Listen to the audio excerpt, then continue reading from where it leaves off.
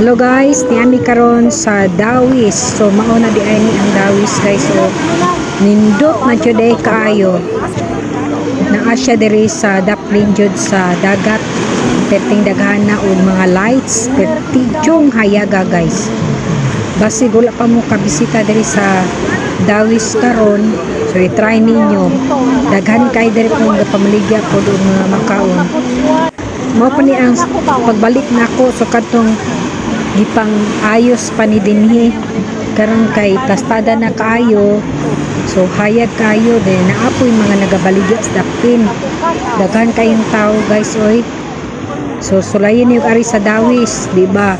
Kay ngumong wow, nindot kayo mag standby.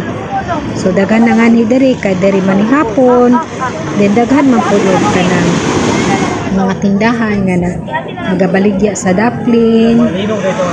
Nindot siya guys. So kauban ako ang akong sister with her family.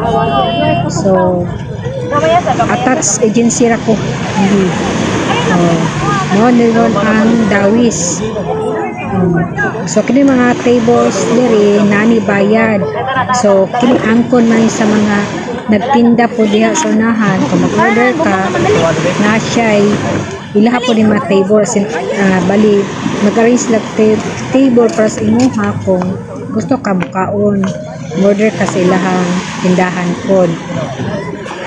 So hayag kay diri nindot kay suruyan umana diha dagang kay baligya din ha. So sa katunga pa kanhi, so try na yung anhi din ni kay para makita ninyo kung unsa ka tinuod ning akong gisulti, no? So nice jud kaayo, nice kay diri. So mao ni ako ang pagmangkon sa itip isawa.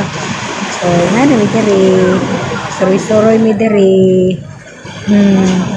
ano kung pagmangkon upaw si it na dala po ang iyang anak si Sister Marisa. So nami diri nindot kayo. Bye.